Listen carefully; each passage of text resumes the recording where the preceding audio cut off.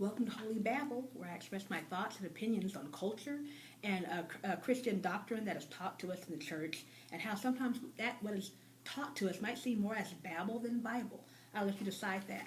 Today's topic is called It's All Good, and not just in the hood, but it's all good. I was thinking this one I'm gonna have a little fun with at the end of this, but still it kind of ties together. But still, just something to make you think of something a different way, or just how my mind was working when I thought of this. In the beginning, every time God created anything, He would always look at it and say it was good. He created heaven, the earth. He said it was good. He created the trees, the animals. He said it was good. Right. That included man. He created Adam and Eve. He saw it was good. But was it really all good? Right? He didn't say, well, A and E, Adam and Eve, they look good now, but there's a mischievous look in Eve's eye.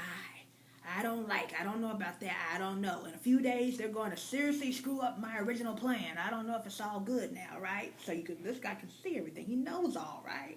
So you kind of wonder, was it really all good? He saw it was all good. You know, that's always something that's kind of bothered me, that God's supposed to know all and all this, yet you knew what you were doing. We were screwed up, I think, from the get-go. I'm curious to know, how long did it take for Adam and Eve to mess everything up? Was it the first day? Was it the second week, third month, fifth year? How long were they in that garden before they were breaking the rules?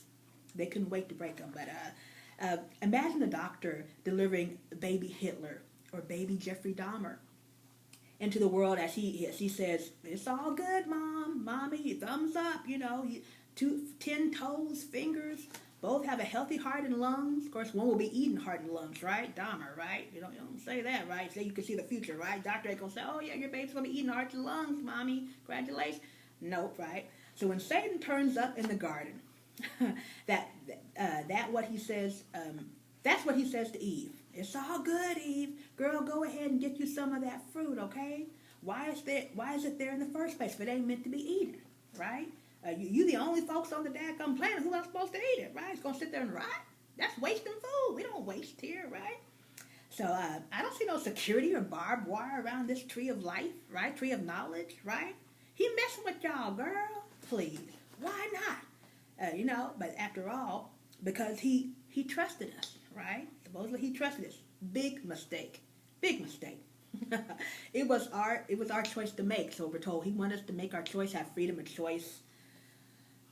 I guess. I don't. And the choice we're going to make. We're going to destroy the world. We're going to just deteriorate the world. And I just don't know about some of this stuff. So here's where things get a little slippery. Eve eats the apple. Why did Adam follow suit? Okay. Did he feel like, woman, I'm not going to let you go down like that. Okay. We ride or die together. All right. Was that the first case of peer pressure where Adam felt like, gee, I can't just let her go down like that? She said, just me and her, ain't nobody else here, right? Might as well eat the apple too, right?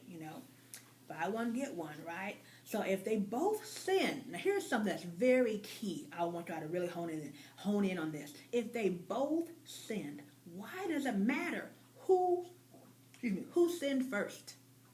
This is something y'all gloss over big time in the church. Why does it matter who sinned first? They both sinned, okay? Have you ever seen a court case where the judge says, well, since you were the first person to take the money out of the safe, I'm going to give you 40 years. But the second guy who loaded up another bag of money, I'm going to give him community service or half the sentence of the first guy.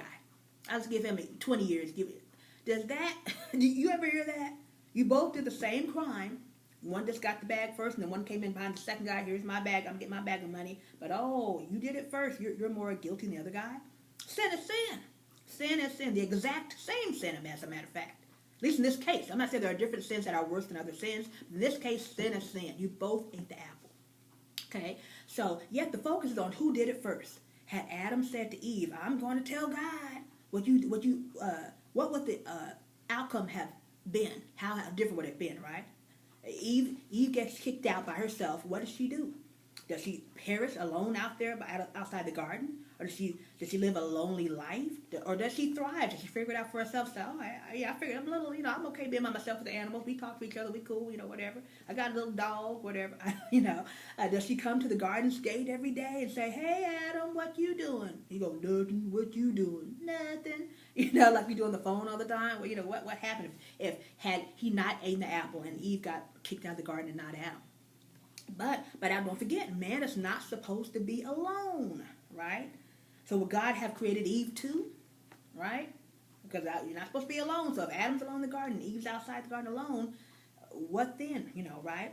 So A and E get evicted from the garden, right? They don't get no deposit back, nothing. They don't get there on their own, okay? So here's why I have a little fun with this. The first few nights are rough. Of course they are. They have no survivor's manual.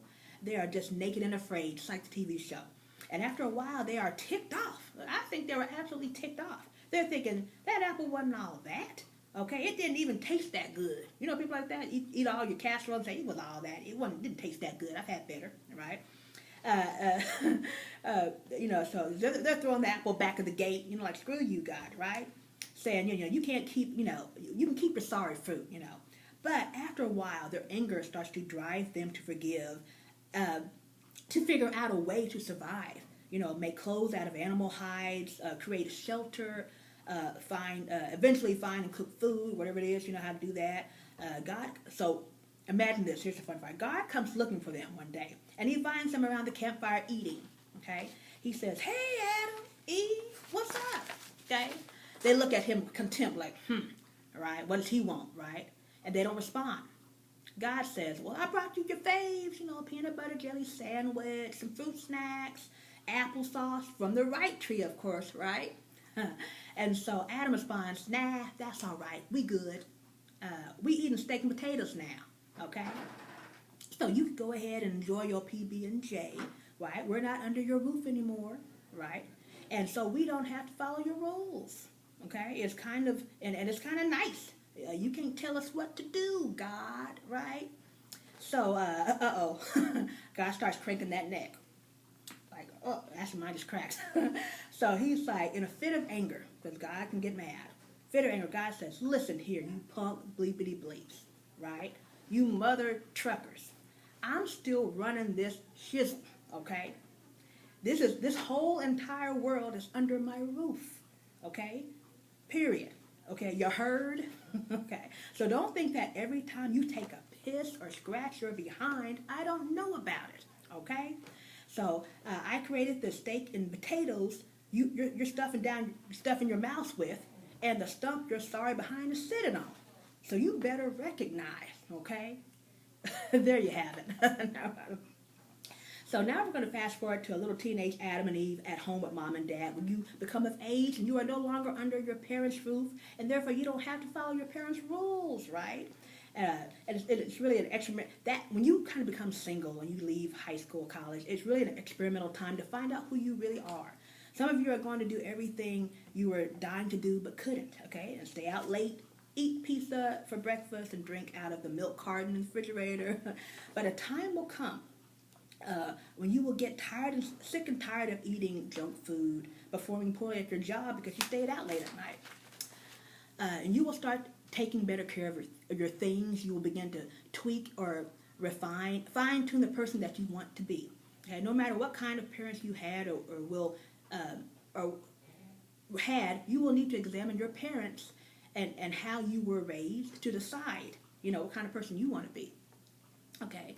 I need to, you will look at that and you'll say, I need to scratch out all of that. Somebody might say, I had not too good parents. I need to start fresh, right? Start fresh and become the kind of mother or father I want to have but didn't have. Or you might look at your parents and say, okay, I like how they did this and that, so I'll hold on to those values that were good, and the ones that weren't so good, I'll scratch that. I'm going to stop my camera right here because I know at 10 minutes it gets a little iffy on uploading stuff, so I'm going to just continue this in a minute. Thank you for watching.